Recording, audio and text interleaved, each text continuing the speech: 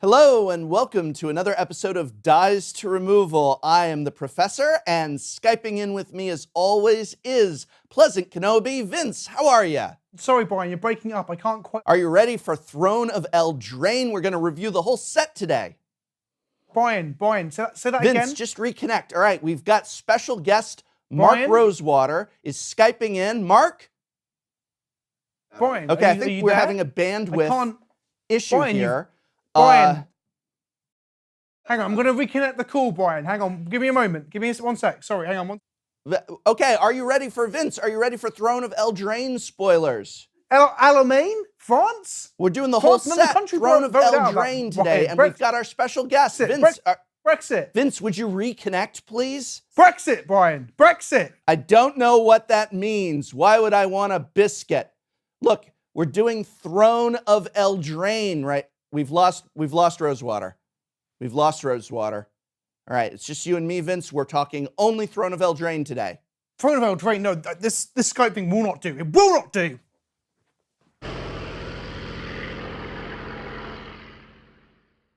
Oh. Throne of Eldraine, I'm super excited. I want to jump straight into it. Like Arthurian legends, knights, fairies. It's like Lauren, but it's not. What's the first card? What are we talking about? You flew out here? Yeah, on a plane. Do you have those here? Well, yeah. Yeah, what's the first card? Oh, I guess Brazen Borrower. That card sucks. It dies to removal, Brian.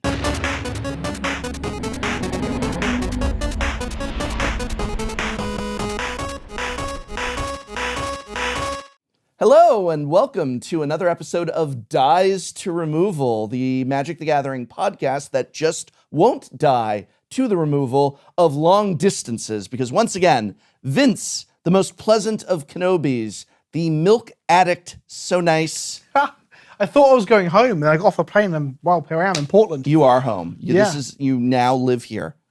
Okay, I drifted off. I was like, oh, that was a quick flight, 12 hours, and here I am, Portland, Oregon. All right. And today we're going to be doing our set review for Throne of Eldraine, the newest Magic the Gathering set that's about to hit stores. Pre-releases this Friday.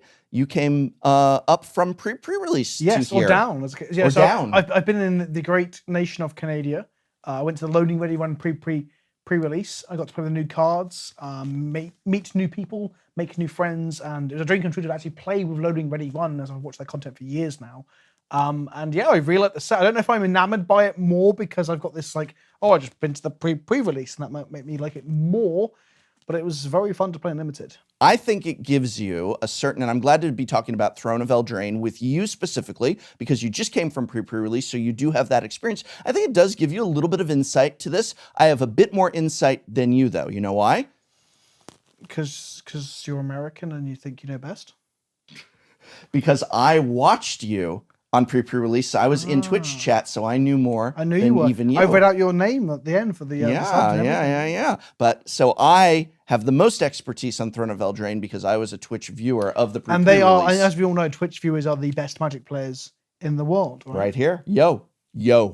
So, yeah. Now, one thing I want to say before we get started is that when we say set review, we are not pros. And so we are not doing the typical pro set review where we go over every card or even every card of interest or anything like that. A lot of those reviews also focus on standard and draft, which we don't focus on. We are a couple of gentlemen who enjoy Legacy and Modern and Commander. I like a little Popper. Vince likes a little Cube.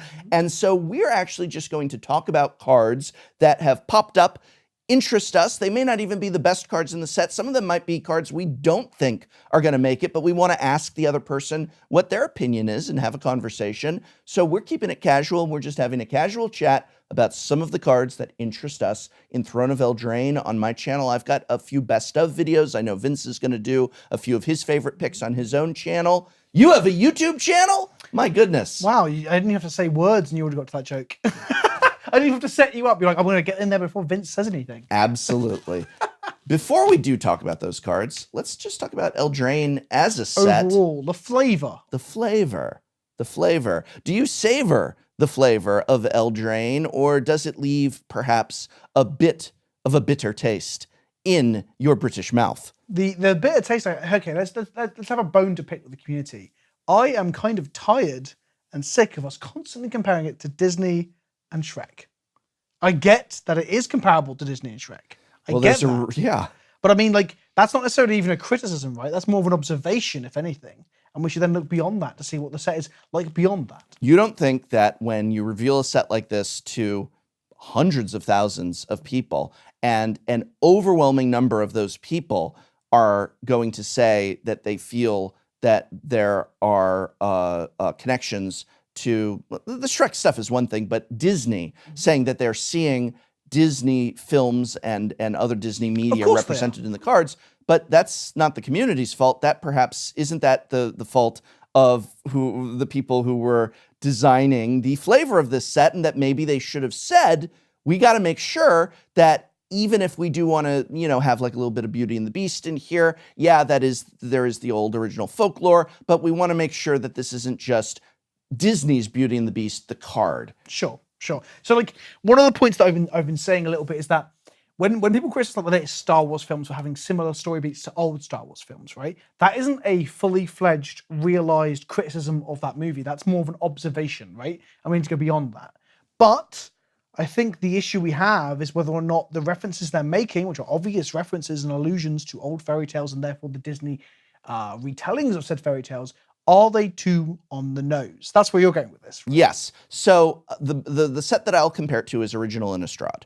Original Innistrad is a set where they wanted to take horror themes and tropes and create a world around it.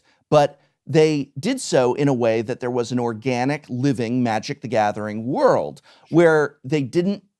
One example that they said was that in very early development, I think it was actually Richard Garfield, was like, how about Texas Chainsaw Massacre, the card? And they're like, no, because you're not just going to have a card that's a guy with a chainsaw in reference to Texas Chainsaw Massacre. Well, right. I think the problem is that I do feel with Eldraine that not entirely, but with the fairy tale half, and there are two halves to Eldraine. There is also the Arthurian Legends half, which I think they did a much better job on, but I fear that they kind of were like, yeah, cool, chainsaw, the card, bloody chainsaw, the card, let's just do that, and that a lot of these cards you can get into, well, wait a second, that was actually a folklore originally, but I'm seeing the Disney moving more. They literally have a Monty Python card. Yeah, so that was on their mind. They're not just saying, wow, we went and we dove into ye old folklore and suddenly this mass media audience is just hearing, Gaston. But actually, no, they were looking at more pop culture references. There's literally a Monty Python card. I agree. I think some of them are ham-fisted. There's no way of saying they're not, right? But I think, so the comparison, you said Innistrad, right? The one that I want to put out is Lorwyn. I think Lorwyn was much smarter in looking at European folklore and European myth and mythology and being like, we're going to do this much subtly. The problem, I think, isn't, we're talking about fault, right? Is it the community's fault? Is it Wizards' fault? There's a problem where Disney is perhaps such a cultural behemoth that's impossible now to detach the fairy tales of which they've pillaged, shall we say, over the last few years. You just don't do the Monty Python card. Sure. I say it's Wizards' fault. It's Wizards' fault that they could not control themselves, and I get it, and there was this kind of glee, and I felt it too, like when a lot of these cards were first being previewed. Listen, I wear my heart on my sleeve. Anyone who knows me knows that the real Professor really does wear his heart on his sleeve, and I got swept up, just like everyone else, where it was like, oh my God, we got the seven dwarves, and we got the gingerbread house, and we got all of this, and then it started, actually it was right around, the Monty Python card was one too far for me, and that's the seven dwarves, stuff like that, and I started to realize, boy, I wish this had been more like Innistrad in terms of, I feel like Jace can walk around Innistrad, but I don't feel like Jace could walk around Eldraine. Well, I disagree with that. I'm very glad that Jace doesn't walk around Innistrad. Innistrad and Eldraine. What I mean is I don't feel when I'm looking at half of these cards, I don't feel like they're a part of the magic world that we know. But again, I think that the oh my God, it's Disney aspect. Ready Player One. But it distracts from the more realized, the very well realized elements of the story, like the Arthurian stuff, right? Like the stories that like you can see in the art of the black court and the white court and the red court. Those things are very distracting because everyone is so focused on there's an ogre knight who lives in a swamp and there's seven dwarves, and those cards are almost distracting because of the almost monolithic like nature of Disney now, right? You can't escape. You cannot differentiate fairy tales from Disney anymore. That's just not a thing you can do. So I think those things distract from what I think is a very realized backing story. But perhaps, like you said, they could have done well just because of that fact of how Disney is inescapable in that arena. They could have peeled back on the fairy tale a little bit. But meanwhile, I think Ginger Brute is I think that's so fun and so flavorful that I don't really mind. And also, I don't mind a whimsical change of tone. We sat in these chairs, and I was like, you know what? I want to break from the Gatewatch and the War of the Sparkle and nonsense, and we got it. Garrick's back, sure, but we got whimsical, silly fairy tales. We got gingerbread golem men, and I'm like, you know what? I'm here for it. I am enjoying a palate cleansing, silly, whimsical flight through fairy tale nonsense. I even enjoyed Garrick's return, and that's coming from someone who hated Garrick as a character previously. Whoa! I did a video about why I wasn't a fan of Garrick as a character. I didn't think like he was poorly conceived. I was just like, I'm not on Team Garrick. If you're on Team Garrick, fine. I'm not. And then in Throne of Eldraine, if you watched my story review, and this wasn't fleshed out. You have a YouTube channel? I have a YouTube channel. Oh, yeah, that's the throwback to the beginning of the episode. Wait. I don't know that this really got conveyed in the flavor text of the cards, but Garrick's redemption in Eldraine, I'm on Team Garrick now. I was swept up in it. I was emotionally moved by it. It resonated, and it was a small part of the novel, but it was very well constructed. I don't know that I need to reread some of the flavor text. I don't know that it's reflected as well in the cards, unfortunately. So, but okay, I do like the change to whimsy. I like whimsy. I like fun. I wanted to go back to Lorwyn, but I just don't like the Ready Player One aspect of this. That is reference, Okay. and that's what I wish they had toned back. I am not saying don't give me whimsy. I am not saying don't give me something different. I am saying don't literally give me a Monty Python card or literally give me, Lumiere, the dancing candlestick, or Mickey Mouse has got a card. They get the sorcerers. Oh, the broom. The broom. Okay. Come on. Yeah. Don't give me. And the comment section. Well, actually, there's this old thing. Like, come on. They took it from. It's Fantasia, the card. And that's my point. You can't. I wish they hadn't cannot done that. Detach fairy tale. You don't. You take the spirit of that, like they did in Innistrad, and you create a fleshed out organ. Let me ask you this. We returned to Innistrad. Can you really see how we could? We used up our supply. How are we going to return to Eldraine and we're going to be walking around? We can't have the Seven Dwarves again. You can, because you subvert it, I guess, with the next step, right? I guess. But that's the point. With the Innistrad, you've got horror tropes, and horror tropes just aren't as enigmatic or as well known, let's say. I mean, they obviously are. Like I did a bit in a video recently where I explained the origins of the Delver of Secrets. People are like, I didn't even know there's a film called The Fly, where you can't go, did you know about Snow White and the Seven Dwarfs? And people are like, yeah, everyone knows, right? It's inescapable. So the only argument, I guess, would be to peel back so far that you're at Lorwyn level, which some people found inaccessible in some ways. Sure.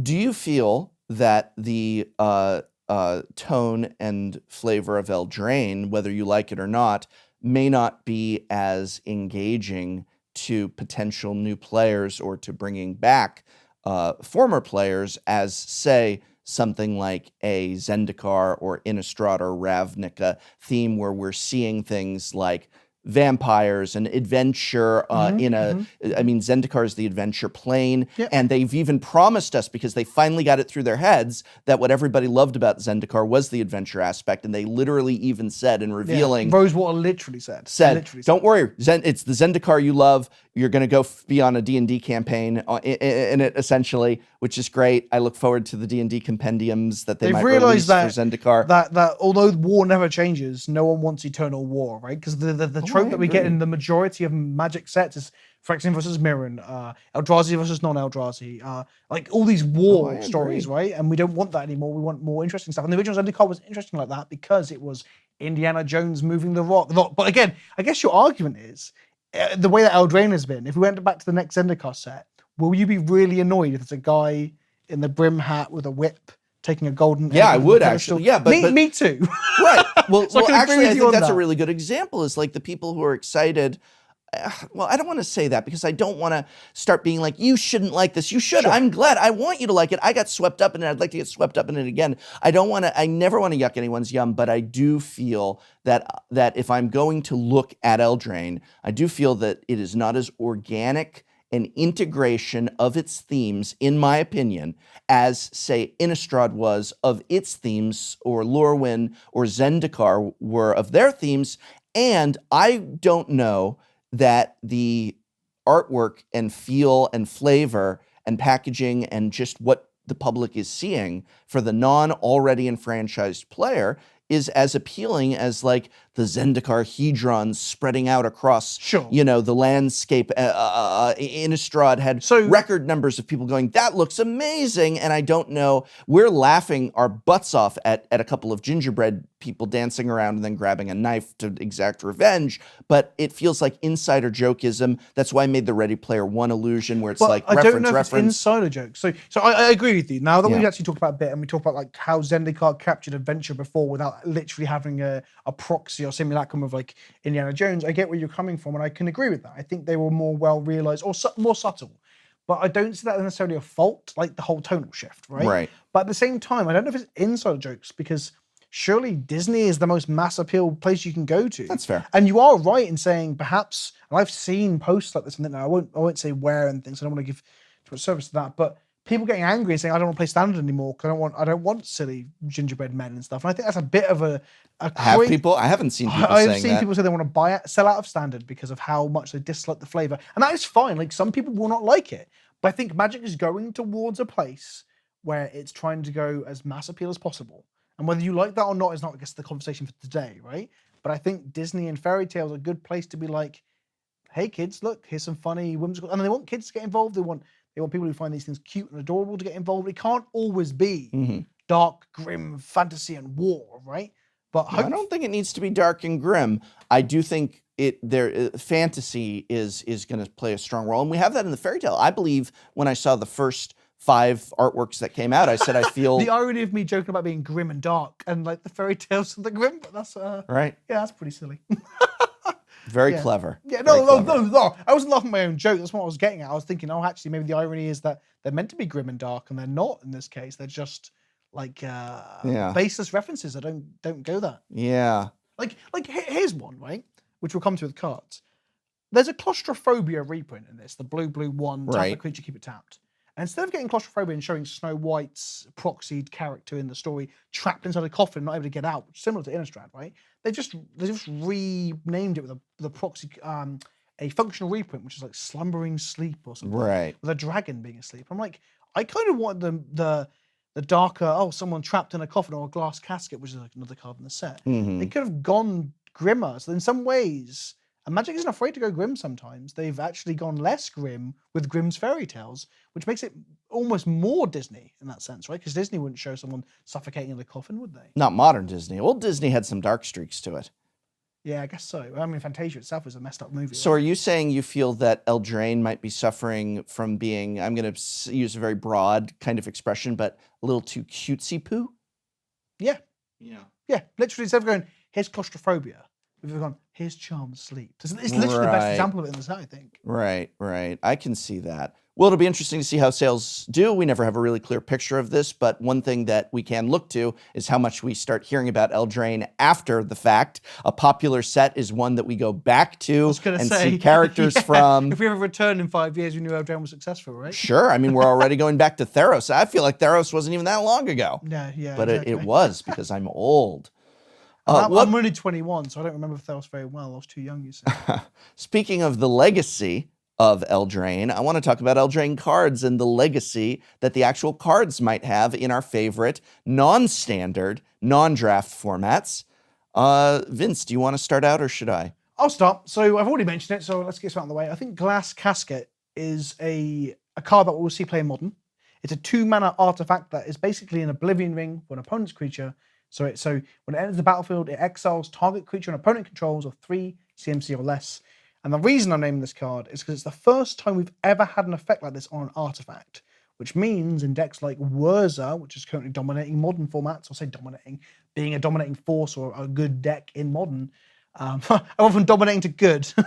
Very less sure of myself. But either way, Whir can now go and get an answer to something like a Collector Oof, for example. Right. So we're seeing cards already that showing up that are A, very, very unique, and B, give decks like Warzone out to a card that normally would completely hose it.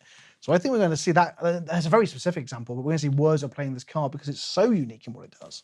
It's funny that you should bring up Wurza because I mentioned Wurza in like, I think 3 of my 5 top modern picks in video. And it's like, this will go good in Wurza. This will go good in Wurza. This will go good in Wurza. You know why? Because Wurza's good and Throne of Eldraine is pushed. Yes. Cutesy poo art on a few cards, perhaps. Pushed mechanics, most definitely. And artifacts are just good, right? So like, one of the things I'm excited to see as well, and I'm going to let you have your cards in a moment, but I'm going to talk for a second, I guess. Sorcerer's Spyglass is back. They're reprinting it again with a Merfolk in the art, which is great for people who like crap blue decks in Modern. But Sorcerer's Spyglass is a toy that we get to play with forevermore. Hopefully it's going to be in Standard for a lot longer as they keep reprinting it. And I like this idea that they're going to keep putting cards into Standard that will deal with things like miniature fairies and other creatures that, or problematic permanents, smugglers, copters, and all these sort of things. Because we need universal answers, and that's kind of what core sets always gave us, right? We always had Wrath of Gods and key removal spells like Terror when they were good, right? So Sorcerer's Spyglass getting reprinted shows that they might be willing to keep a Pithing Needle style effect in Standard.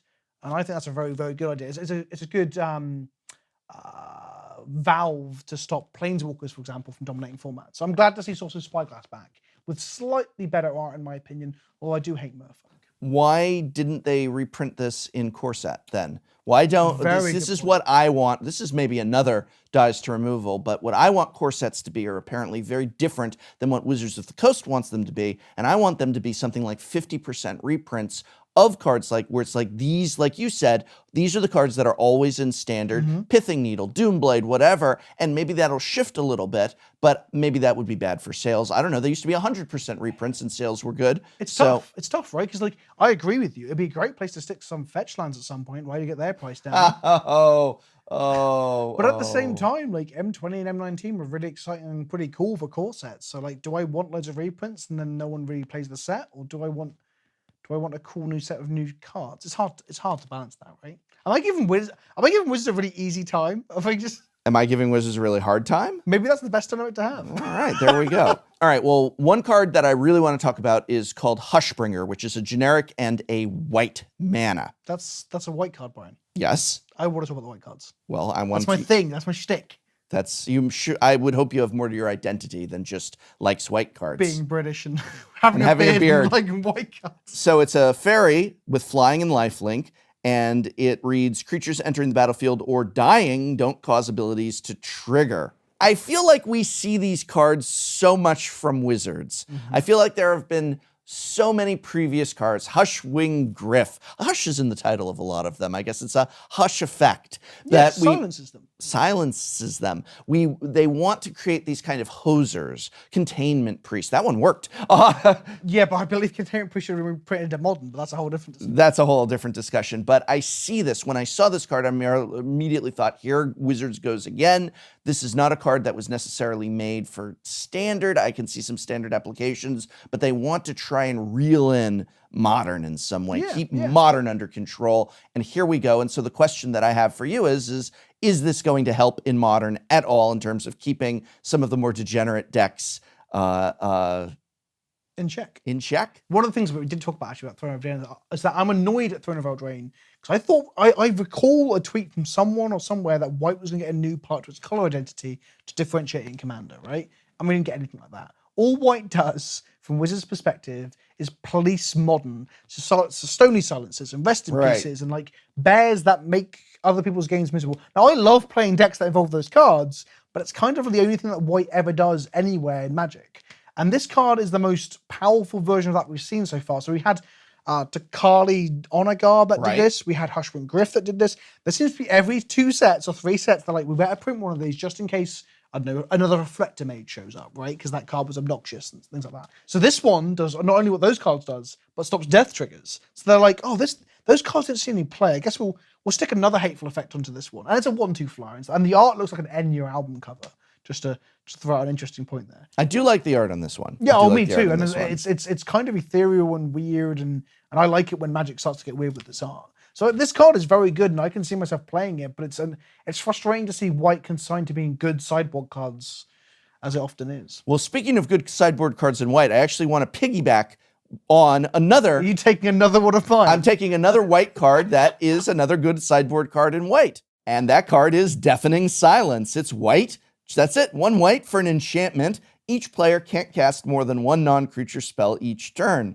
It really hoses Storm, and that's good because Storm is one of the best budget decks in Modern, so we got to get rid of that. I mean, you can put a Modern Storm deck together for a couple $100. Now, we got a great hose for it. And again, this like further accentuates my point, right? Like white gets cool sideboard cards, and then like the white legendary is the worst one of the set. Like this card is really, really good. I think I like it even more in Legacy than Modern because the problem is like so Death and Taxes, for example. I know I mentioned that deck a lot before you make that riff, but the deck is great, and it has good matchups against combo decks, but often it dies to decks that kill it too quickly. This is a 1 CMC answer to combo decks. And I'm talking like anything from Sharp Ultra right up to Storm. You just play this on turn 1, and eventually they can bounce it or maybe destroy it with a Corrosive Grip or similar, but it means it gives you loads and loads of time and you don't just pass the turn and die, because that can sometimes happen in older formats.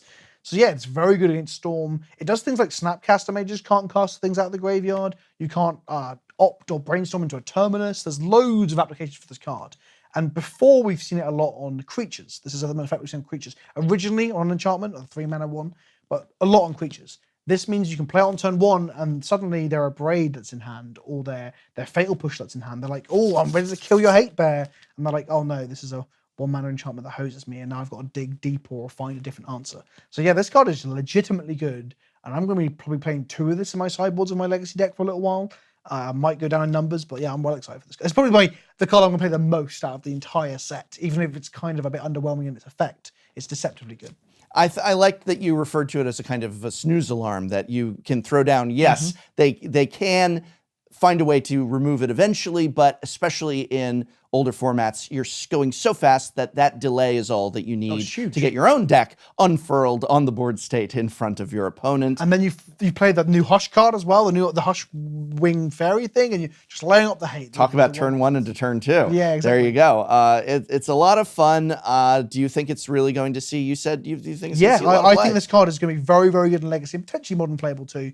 In Modern, there's less spell-based combo decks in Legacy, but Legacy, there's multiple versions of Storm. There's turn 1 combo decks. All you need to do is win the die roll, or in this case, lose game 1, then sideboard into it and play on turn 1. So yeah, I'm well excited for this card. I can't believe they printed it. I feel like it's incredibly pushed. But so I just did 2 white cards. I'm sure there's other white cards that you want to talk about. Best card in the set, Blue Merfolk. The name is Emery. I'm sorry. Did you say blue and what? A Blue Merfolk. Merfolk is my bit. I know, but it's my thing. My thing's also liking good cards, and this is probably the best card in the set.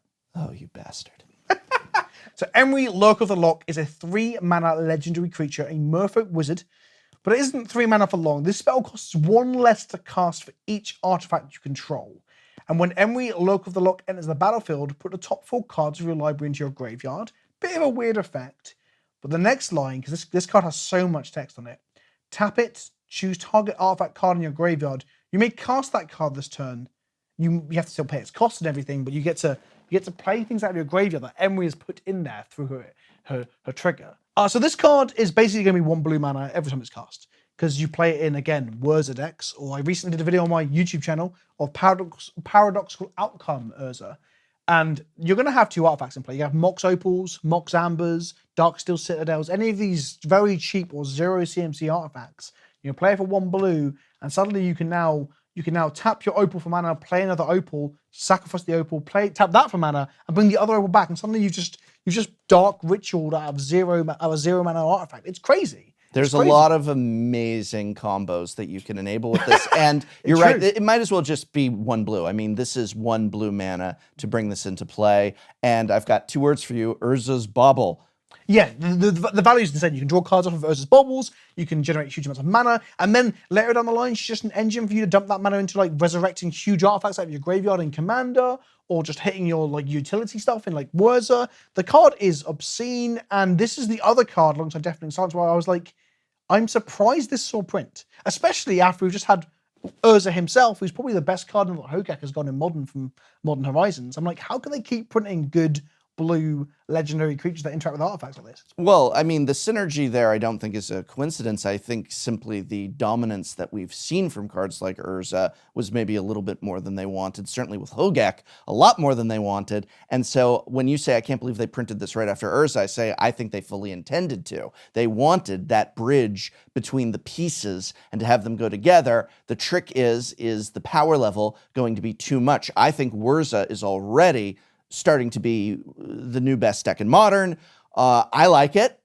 It's also crazy powerful and might need, I mean, Modern is just so inherently broken. It's like every day, what are we banning in Modern? What are we banning in Modern? Well, so it's interesting you mentioned bans because obviously the two real hot contenders are Ancient Stones and Mox Opal, and this seems like a card that's going to make Mox Opal even better, right? Like we don't need more things to make Mox Opal good. Mox Opal is a very good Magic card that already frustrates people. Oh, Ancient Stirrings needs a ban. Well, once upon a time, they released a card that will slide in as a really great replacement should Stirrings be banned. Wouldn't you say? Do you believe that's the case? Do you believe that's what they're intending? No. I thought you were asking something else. Is that what they're intending? I don't know if I give them that much credit on that level. Like, I think they're too blunt in their when they do ban things. They're too disjointed in that. I don't think they'd say, okay, let's design the perfect, slightly worse Ancient Stirrings, release it, and then ban it so that it, Are you sure? Because we had Faithless Looting banned, and then that's coincide with that. Yeah, exactly. I didn't think they did that either. But we got maybe that okay. adventure card. You know what? Now that you mention it, maybe I just keep thinking about things like them printing Splinter Twin in Modern Masters. Yeah, and then banning, I agree with you completely. But like, and I would have been on that train until I saw that. They unbanned Stoneforge, but then they didn't print it in any of the recent reprint sets, and so now it's $100 each. I'm calling it right now. Whatever comes out at the end of this year, whatever thing they announced to bump their Q4 numbers, Stoneforge will be printed in there, 100%. I'm calling this now. It's not only reprinted in it, they're going to escalate it up to Mythic. Oh. Because we don't want that to go for less than $100. Sure. And I just traded a Scalding Tarn for a Stoneforge Mystic. Yeah, I guess so. The card feels mythic. How crazy is that? This is getting back to Emery. Yeah. She is incredibly powerful, definitely pushed. I think she could end up on the discussion of banned cards. I think that Once Upon a Time does not by itself replace Ancient Stirrings. I think it augments Ancient Stirrings really nicely, and I think it will be run alongside of it. Those are we were kind of talking about two different cards there. Of course. But those are my thoughts on the cards. I think Emery, I'm not going to say she's ban-worthy, but she's going to be one of the cards you hear people bring up as needing the ban. Opal are going to be a discussion together. Right. On the topic of Once Upon a Time, there is a really fun modern deck that hasn't been so good yet called 7-Land Belcher. Char Belcher is a scary deck in Legacy because without Force of Will, it will just kill you on turn 1. There's nothing you can do about it. The modern version has been like a bit of a meme. I'm going to make some videos about this deck because I think it's very fun. And what it does, it needs to dig for lands. And Once Upon a Time might be the last card it needs, just to give it that extra kick where it doesn't need a land in its opening hand. So you never know. You might see people moaning on Twitter in about 2 weeks' time about 7-Land Belcher just randomly belching them out of nowhere on turn 2 or 3. So. I think that'd be a lot of fun if that deck solidifies. I always root for those decks that are just on, that's, jokes aside, why I like Merfolk, why I like a lot of my favorite modern decks are all these tier 2 or sometimes lower decks that you just wish it could get that one piece to push it forward and to be a real contender. And that's what's a lot of fun is that you're always brewing it yourself, playing around with it. Every Merfolk player thinks he or she is going to figure out the way to crack the Merfolk code, and this will be what does it. It's not Emery. Emery's going in Urza, not Merfolk. Important point. She is a Merfolk, but she's just there's no need for her. You got Aether Vials that you can get back, but that doesn't really do anything. No. Once Upon a Time might be good in Neoform. That's another deck where it's so close to being the most broken thing doable, and again, Once Upon a Time might just push Neoform over the edge. Neoform is pretty potent. It's a very scary deck, but it folds on itself. Right. A few more cards. So since we're in Modern, before we start talking Commander and some other formats, I want to ask you about the Questing Beast. So the Questing Beast is 2 generic, green and another green for a legendary creature, a beast. It has vigilance, it has death touch, it has haste, and Questing Beast can't be blocked by creatures with power 2 or less. But wait, there's more. Combat damage that would be dealt by creatures you control can't be prevented. Fog you? Oh no, fog you. Whenever Questing Beast deals combat damage to an opponent, it deals that much damage to target planeswalker that player controls. So Is that it? yeah. Is that all? It does. That does a lot. That does a lot. It looks like a bad custom especially the defogging. Like you can't fog. Do you know what came back recently that everyone seems to hate, but this card really doesn't care about is protection. Right. So so there's a card called True-Name Nemesis in Legacy that's kind of frustrating to play against. If someone blocks the True-Name Nemesis as this attacks you, the True-Name Nemesis dies because the protection doesn't prevent the damage. Right. So there's going to be a lot of bad blowout moments where people learn this. You know, when you bolt a Goyf the first time and be like, oh no, what have I done? People are going to block with their True-Name Nemesis thinking it's going to survive, or their protection from green creatures that are in standard, and then it just dies, and they're like, oh, does it? This card is absurd. And also the whole killing a Planeswalker and hitting them thing, that's definitely because they knew that War of the Spark had some saucy cards in it. Right, but that's still going to be really nice in formats like Modern, where there are plenty of pesky Planeswalkers. Yeah, I think it's a good card for Modern. I think it's a very good card for Legacy as well. I think it might be a sideboard card, but it's just going to come out of nowhere and just wreck control decks because you can't, your creature's just going to die to it because it trades up for everything because of the Death Touch, literally everything. And like I said, like True-Name Nemesis, the most problematic and most difficult card to deal with, can't deal with this. Right. This card is one of the best control killers I think we've seen in a long time. And I think it's a full trifecta because there's lots of reasons to run it in your commander decks. You don't even have to be in, even though it's double green, you don't have to be in mono green. And so it's one of my favorite type of cards because it is going to see Modern play. I didn't include it in my top 5. It was very close, but it's definitely in the top 10. And of Modern, I agree with you about Legacy, and I can see a lot of Commander players running it. I love these trifecta cards that go in all 3. Price? Whew. Is it a Mythic? I assume so. Yeah. Okay. So we're seeing this return to Mythics being really pushed. We had a time when they started, like Glorybringer, right? Glorybringer was a rare. Right. So they were good at putting the constructed staples, unlike Teferi 3, I guess, as well, in the rare slot. But some of these Mythics are absurd. Absolutely. Like yeah. Okay, I'm going to get my 2 white cards in before you steal them. Okay. Firstly... You have two at once? Yeah, 2 You're at going to do once. 2 at once? 2 at once. 2 at once. All right, One 2 is at a real once. quick thing. It's a cube card. Realm Cloaks Giant is a 5-mana destroy all non-giant creatures as an adventure. And then you can cast it as a 7-mana 7/7 with Vigilance afterwards, 2 turns later. Are you screwing with me? No, I'm being serious. This is a cube card. No. I meant, are you screwing with me because this was my preview card? Oh. And before we got started, so before we got started, he asks me, honestly, this isn't a joke. He just says, "Did you not get a preview card for Eldraine? I didn't see you do a preview video." I'm like, "Yeah, I got a preview card. I did a preview video." So this is my preview video, Look, hotshot. I watched your preview videos. I didn't watch the book review yet. I was flying to Canada. Right. So B, you have to slack. read to watch your Yeah, book exactly. review And video. books are for nerds. Right. No, this card is an absolute gas cube card. It might be the best 5-mana Wrath we've ever seen for cube because not only does it Wrath your board, but then afterwards you just play as a huge threat once the board is clear and just hit them with it. It's not that exciting for anything else. Maybe Commander, a 5-mana Wrath that can then become a board is pretty good. But in cube, I'm hoping the Modo cubes have this in it because I'm looking forward to blowing everyone's stuff up, playing this 7/7 and just riding to victory. I generally did not tell the truth. You just wanted to know what it would feel like to be able to comment on like a Mythic preview card that was is good. true. I didn't get a preview card this time round. You didn't get one? Not a single I one, wouldn't know because I don't even watch your channel. So, but I yeah. did get the pre-release. That was pretty good. Yeah, that's a nice consolation prize. And the card that should have been my preview card is Charming Prince. Oh, yes. Yes. So, Charming Prince is a 2-mana human noble. It is a 2/2.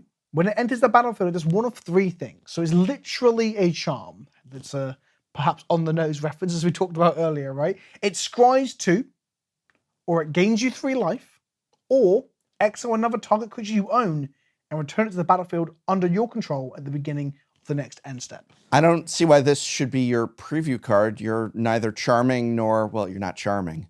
But I come from the land of nobles. I mean, you don't have them here, right? You have no history at all. But it is definitely charming. It's definitely charming. I am charming. I am charming. I'm the most charismatic man you know. Yeah, you're all right. The card is basically a discount Flicker Wisp that has loads of random utility. Mm-hmm. So this is what happens once post spoiler season? They spoil a card that might be a Death and Taxes card, then people start messaging me and tweeting it at me, and this was the one because it's really versatile. So you're gonna be able to like reset your ETB triggers, your Enter the Battlefield triggers, like Eternal Witnesses and Blade Splicers and Flicker Wisps or other Charming Princes. You can start looping them and stuff.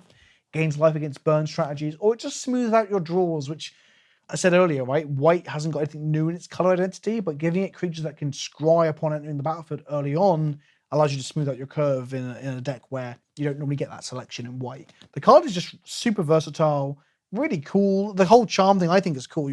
How do you feel about the whole Charming Prince being a charm? Is that too on the nose for you? Actually, that's the sort of thing I think that's really clever. Okay. But it also does fall into what I mentioned earlier about that's sort of what I meant by insider, where Sure. an outsider or a casual Magic player or someone new or returning to the game might not pick up on that delicious pun that is in there for Magic players they'll who get the Disney understand what that reference. means. Yes, that too. They will get that Disney reference. Do you know what is really cool about this card and a few other cards in the set is that from the Disney references or from the fairy tales, the traditional card that answers that part of the story works. So, for example, when a card is Charmed Sleep, the card we talked about earlier, someone's been cast to a slumber like Sleeping Beauty.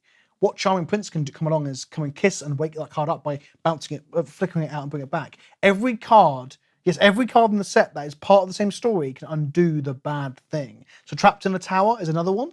The Charming Prince can come and save someone for being trapped in a tower. And it goes on and on and on. There's loads of references like this. I think that's really cool. I think that's mechanically. No, it is. Listen, none of my complaints earlier in our discussion were about it being simplistic or not well thought out.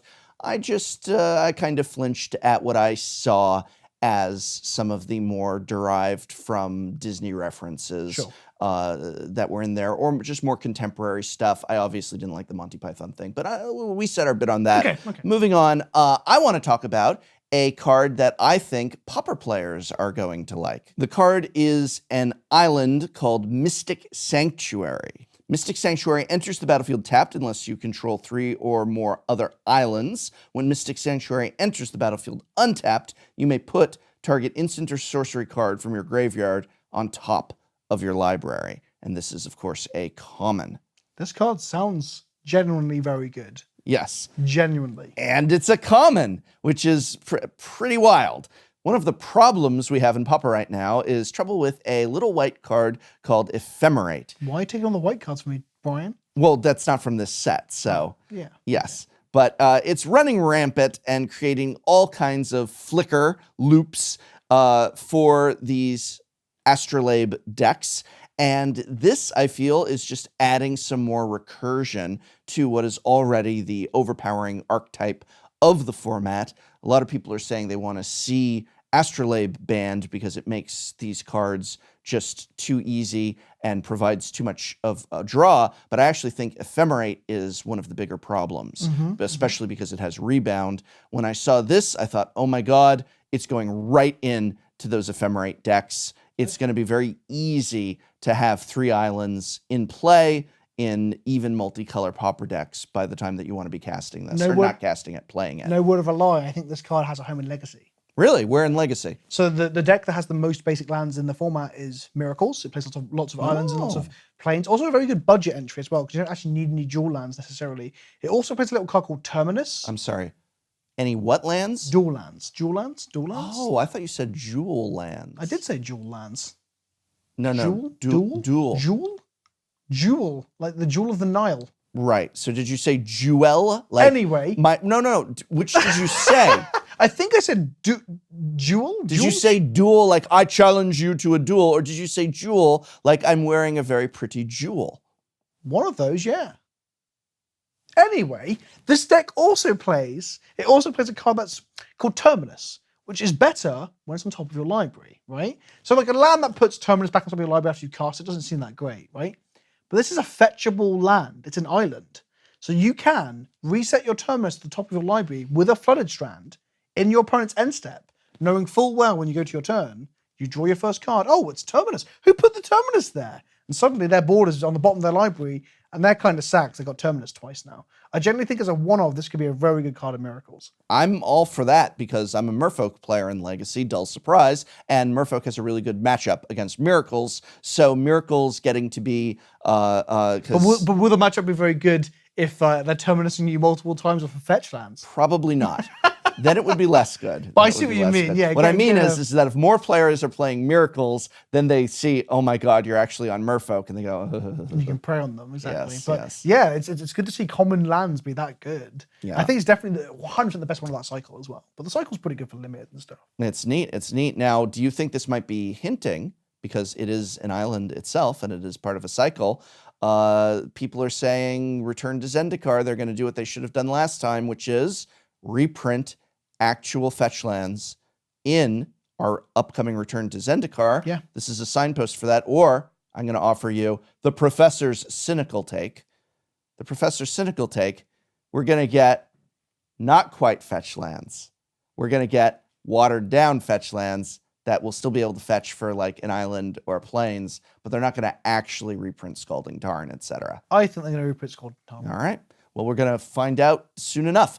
On that note, there's a fetch land in this set, right? We've got the Sacred Passage or Fabled Passage or whatever. That's right. The slightly better Revolving Wilds, but I think this does show that I know the problem with them last time was that the mana bases were too good, and they've complained about too much shuffling in Standard.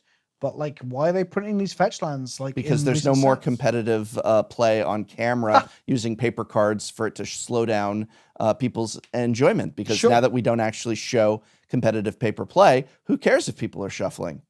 I mean, that's a very cynical way of looking at it, but you might be right, to be honest. But I generally think this is a good indication that they may be willing to put fetch lands back in once the shocks rotate out. And on top of that, they have printed Shocklands 3 times in a row in the Ravnica blocks, right? And those are good cards to push standard packs. They do like to sell standard packs, so they got to reprint fetch lands somewhere, Brian. I know that. Zendikar is the best place for it. Yes, but we were just at Zendikar, and they didn't reprint them in Zendikar. They didn't reprint them in the Zendikar block where they made the most amount of mistakes they've ever made in a block ever. But they just dropped the ball in every possible way. Except for Expeditions, which were really cool, which is why that set sold. That is true, but then they realized, oh, what if we put those in boxes and sell them for lots and lots of money? And then they realized, why don't we just sell the boxes without even them? But that's another story. That's another story. What is our next card, Vince? I played a very fun tier 2 deck recently called Combo Goblins in Modern. And the deck has loads of combo kills using things like Rhythm of the Wild, which was recently printed. Mm-hmm. The problem was that recently we got things like Goblin Matron and Goblin Ringleader all printed into Standard, through Standard, into Modern, and these cards fetch up goblins. And Rhythm of the Wild's not a goblin. But now we have Grumgully, this new legendary goblin, who could be your commander as well.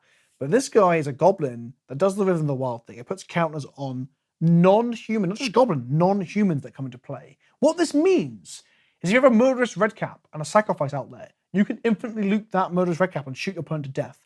If you have a Skirk Prospector, another recently printed, obviously recently, Dominario is probably years ago now, but it feels recently printed goblin, you can get infinite mana with any persist creature that isn't a human. This card makes that deck that I was playing go, oh, this is kind of cool and fun. This might be a legitimate deck where you can cord company or just matron your way into this combo and kill people. I am excited to play Grumgully in Modern. I, too, am excited to play Grumgully in Modern. I do not share your optimism that this is going to push it forward into the top tiers of the format, especially not with Wurza in play. But I think that it looks like a really fun, silly deck. And it's the sort of decks that I love, especially because you pull it out, you start doing your thing, and your opponent goes, what the hell am I looking at here? Because they are not used to seeing this, and it has a chance to put up a fight and win a few rounds. I don't know that this is going to enable that deck. I actually think Grumgully could be a lot of fun in Commander as well. It's a neat card. It was definitely one that got my attention. Artwork's really neat on it too.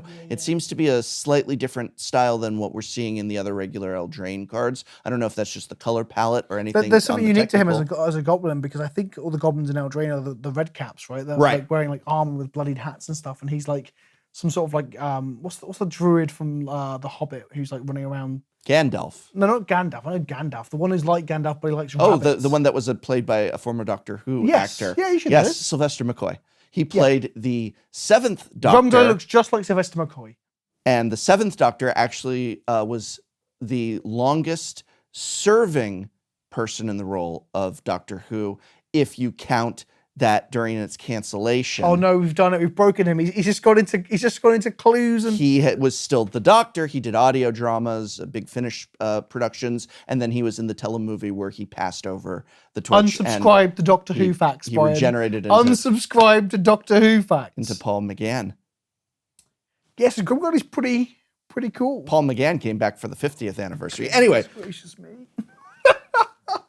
Well, there's a specific card that's coming our way, technically Throne of Eldraine, though it's got a little asterisk next to it that I feel we should talk about. It's the elephant in the room, or rather, I should say, the arcane signet in the room. Brawl, eh? Brawl. So Arcane Signet is going to be included only in the Brawl decks. Is it in the collector's It might be in the collector's boosters. Nobody really who can knows? know for certain what's in the collector's boosters. You can read Mark Rosewater's article on it and then be equally as confused. Have a few drinks of your favorite intoxicant and read it again and see if it makes more sense. Can't really seem to nail down what's in or not in those collector's boosters, but we do know it's in the Brawl decks. It's currently going for $35 each. Which is what the Brawl decks are going for, because the only reason anybody's buying the Brawl decks is to get the Arcane Signet. Well, the Bant commander is also very, very good. He's in regular packs. Is he? I don't think he is. Oh no, he's not. Chulain isn't in regular packs. No, according to Mythic Spoiler, he's not. Oh, so this is a whole other discussion, or maybe we should talk about this because we're talking about Eldraine. I am not joking. I'm not throwing shade at Mark over that article or anything, but like this is my business. I have done nothing but eat, sleep, breathe Throne of Eldraine and writing content and video scripts and everything. And I don't know what cards are where, in which packs, what's in the Brawl only, what's in Brawl and the regular set, what's in Brawl and the regular set and the collector's boosters, what frame will it have? The most asked questions on the pre-release chat was people asking, when someone played an alternate frame, they're like, oh, they're available? Can I get the foil one? Can you get the foil one of the commons, the uncommons, the rest? People want to know, and we couldn't really answer because we only opened a small sample size, perhaps. And I know that there's, before everybody says Rosewater wrote an article on it, I feel that it gives me an idea, but I'm not clear on what is where, in what frame. I really love the Eldraine, and they keep changing the names all the time. I can't keep up with what's the name of the special. What do they call it? The showcase frame. Sure. We go from Expedition to Masterpiece to it's like, and there were two names too, so this would be the showcase. Super Art, whatever. I wish we could settle on a name for premium frames, so because I'm old and cranky.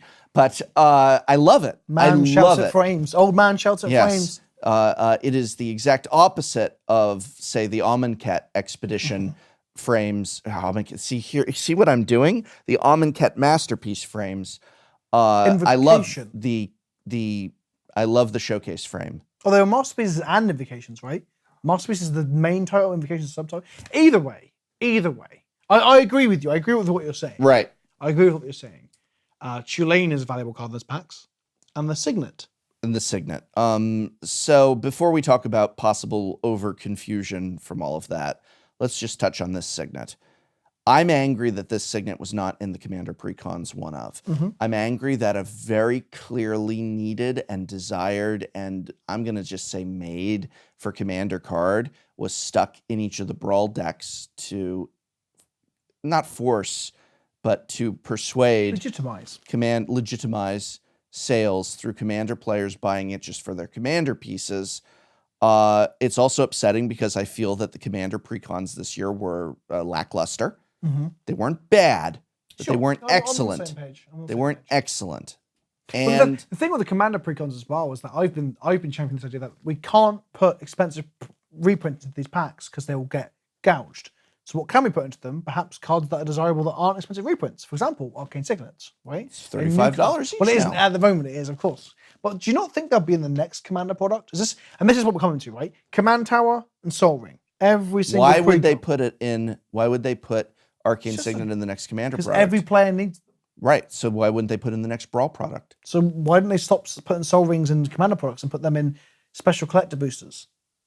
Right? Like they do throw us a bone a little bit. everyone needs a Soul Ring. Here's your Maybe. 15,000 Soul Ring. But this is the problem, right? Commander gets homogenized. Everyone's got a Command Terror. Everyone's got a Soul Ring, and now everyone's going to want Arcane Signet.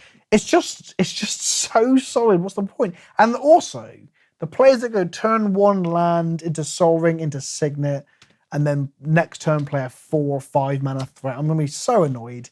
I don't like Soul Ring as it is. And I feel that this is another card that's going to homogenize decks and make people have less creative input on their decks. I don't see why we want to do that. And I mean, at the moment, we're on the precipice of this, right? Give it another 5 years, what we're going to have? Like 7, 8, 9, 10 cards that everyone has to play because there's no reason not to, other than hamstringing yourself on purpose. I find it frustrating. I don't like it. What would you think if they said Arcane Signet is... What rarity are they printing it at? It's all fake because it's just one of each card. So if it's in all the decks, it's common. If it's in some of the decks, it's uncommon. If it's in one of the decks, it's rare. Well, that's how it normally works. What would you say if they said, hey, guess what? Arcane Signet, it's going to be printed as it'll occasionally show up. It'll be like one of the rare commons, or that'd be too much. Too many dead cards. That would be too many dead cards. Uncommon or rare. I'm just thinking about how it could have been in the normal boosters. Well, there you go. You stick it in the basic land slot randomly. Randomly in the basic land slot, and you say there's probably going to be... That's leaving money on the table for Wizards. Right. Well, there you go. That's not what they're about.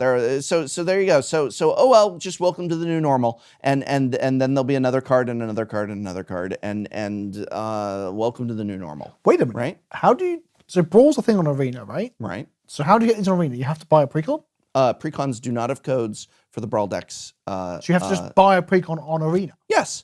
Well, why would they give you a code in the Brawl paper thing when they could just sell it to you twice? Right. Huh, I hadn't realized that until right this moment. Maybe they'll give it to you for they're not going to. Oh, maybe the Brawl. There's got to be a Brawl event where you get a Signet and a random commandery Brawl thing. Who knows? Who knows? We say, looking at the camera, I guess we'll find out in literally a week or whatever. Brawl goes live. Maybe. That's kind of gross. Do you feel that we're seeing this overcomplication in Eldraine and that it's bad for the set, or are we just being like, we should really just get our terminology straight? I think so. Like, I'm generally excited about the set. Like, I'm generally enamored by it. I think the world building, aside from the hammy on the nose stuff, is really cool. But at the same time, we start talking about it, and before long, our conversation devolves into, so where can I get these cards? Where are they and things? Like, it's frustrating, right? I really wish we had a uniformity of terminology that we were using. We were almost there with Expedition. No, sorry. Right. Masterpieces. There you go. And Mythic Editions. Right. But again, those things have become defunct in less than how long were Masterpieces around? A year at most? A year and a half? Right. And then they're like, here's Mythic Edition. And that's, no, it's not Mythic Edition anymore. It's Deluxe Collector. Now it's not even an edition. It's a collection. It's the Deluxe Collection, the Mythic Edition. And when I did my video about the Deluxe Collection, more than once, I have accidentally said Deluxe Edition and Mythic Collection. And I feel that it's funny and we can laugh about it, but I feel it's bad for the game because what it leads to is this convoluted awareness of what is what, and that just leads to, it's kind of like you go into the store to buy a thing of toothpaste, and there's 3 choices, 6 choices, 16 choices, 60 choices. At a certain point far before 60, you no longer can make a choice. You just go, and you don't know what's going on. But no, you're right, there's decision paralysis as well, right? Like the modern condition is that we just get bombarded with decisions, right? Here's Netflix. What do you want to watch? Here's 1,000 things. What do you want to watch? I don't know. What do I want to watch? And it happens with Magic. What product do I buy? Imagine a parent going in and wanting to buy something for their kid for Christmas. Right. And they're faced with and then they just see collector's boosters at £40 a pop, and they're like, geez. Right. Do I even want my child playing this game at that point? It's that's not very for doom your and child. gloom. It's for your rich children. It's not for you. The It's whale for whales. children. It's for the whales. Do you have whale children? So, but that's another discussion. I think that we need a streamlined system of naming this stuff. We need streamlined borders. We need streamlined premium art names and terminology. And that if they're going to shift it and they're going to say, like, maybe the reason they didn't want to call the showcase frames masterpieces is that they're only standard cards. And they felt if they said masterpieces return to Eldraine and they're only standard cards, though, that some cranky YouTubers would scream bloody murder. maybe they can't win, and that's also another potential topic for a future episode. But nonetheless, if you are going to lose, then you might as well lose doing the right thing. That's always been my motto. So maybe they can't win. Maybe these jerk YouTubers would crucify them no matter what.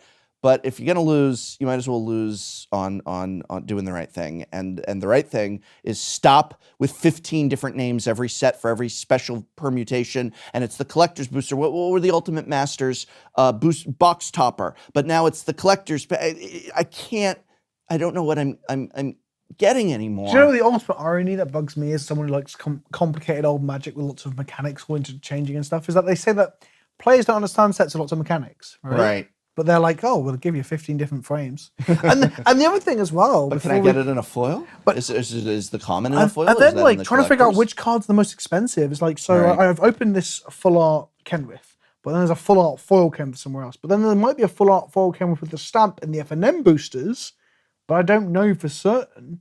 But that's good for us. Maybe people come search and try and find out. And then they watch this video like, even they don't know.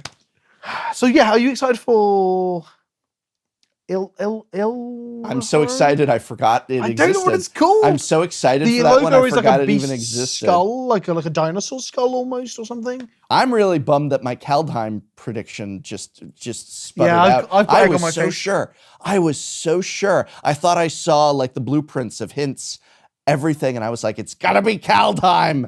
I had a Mandela effect where I was sat talking to some people about this, saying it's Kaldheim. I thought there was a spoiler or a copyright revealed of Kaldheim, like what happened with Ixalan. I was like, oh yeah, we knew about a Kaldheim name. My friends are like, no, you didn't. I looked up and there's no existence of this copyright discussion anywhere. Like I've either imagined this, dreamt it, or I've slipped into an alternate reality that didn't happen. So yeah, I've got egg on my face too, because I was shouting about Viking Kaldheim on my channel too. I have a YouTube channel, by the way. Oh, well, where can people find that YouTube channel if they want? I am Vince, also known as Pleasant Kenobi on the internet. So youtube.com/Pleasant Kenobi. If you go back and watch some videos, you'll hear me shouting that Kaldheim is coming. And that wasn't true at all. Twitch.tv/Pleasant Kenobi as well, is where I stream at least once a week playing Modern, Legacy, or Commander. Where can they find you? They've already found me. They're here. Hit the sub button and the bell, and then defeat the Minotaur, and then you will actually get notified when a new video goes live. Maybe. Tell a friend. That would mean a lot. Tell a friend. Post on Facebook. Post on Instagram.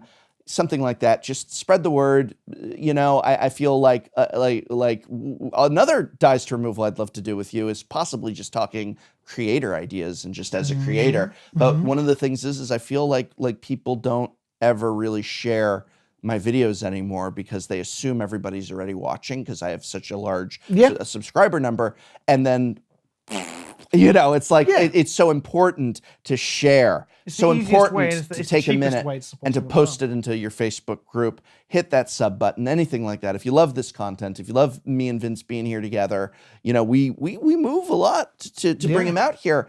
I flew across an entire ocean for this. Yeah. So if you enjoy it, post it to your Facebook group and say, check this out. It's really great. Good Magic the Gathering stuff. I hope you enjoyed it. And we'll see you next week where Vince will be right there. I can't go home. He won't let me.